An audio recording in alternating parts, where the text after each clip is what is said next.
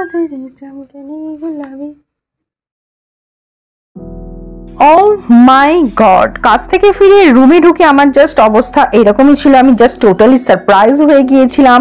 আমার আগেই সুদীপ্ত বাড়ি ফিরে আর ও যে এইরকম প্ল্যান করেছে, 1 ফেব্রুয়ারি আমাদের অ্যানিভার্সারি থাকে আর 31 জানুয়ারি ও প্রি অ্যানিভার্সারি সেলিব্রেশনে জাস্ট এই রকম একটা সারপ্রাইজ দিল।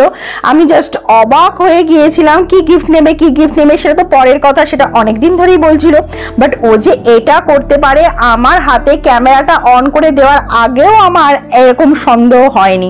তো নিজেই ক্যামেরা অন করে আমার হাতে দিয়ে ঘরে ঢুকতে বলেছিল, আর ঘরে ঢুকে দেখলাম ছিল একটা ফুলের সুন্দর বোকে, ছিল এরকম একটা কেক যার মধ্যে নিজের নামটা লিখতে ভুলে গেছে, জানে অ্যানিভার্সারিটা শুধু আমার একার, আর ছিল আমার ফেভারিট চকলেট। বাট আমিও পিছিয়ে থাকার পাত্রী নই, তাই বললাম চলো আজকে আর ঘরে খাবো দাবো না। চলে গিয়েছিলাম ভিআইপি দাওয়া। কাজ থেকে ফিরেছি, মাথাটায় একটু হেডেক ছিল, তাই খেয়ে নিলাম 1 কাপ চা এবং দেন নিয়েছিলাম রুমালি রুটি, সঙ্গে কাঁচা লঙ্কা, পেঁয়াজ, বাটার চিকেন, আর শেষ পাতে মিষ্টির জায়গায় নিয়ে নিয়েছিলাম একটা চাপ, যা আমরা শুধুই খেয়েছিলাম।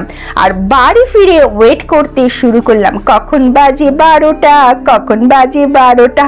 চলো এবার দুজনে মিলে অ্যানিভার্সারি সেলিব্রেশনটা করা যাক।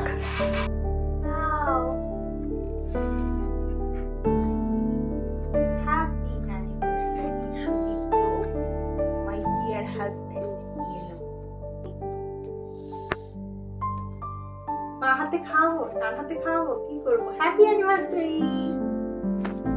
এইটুকু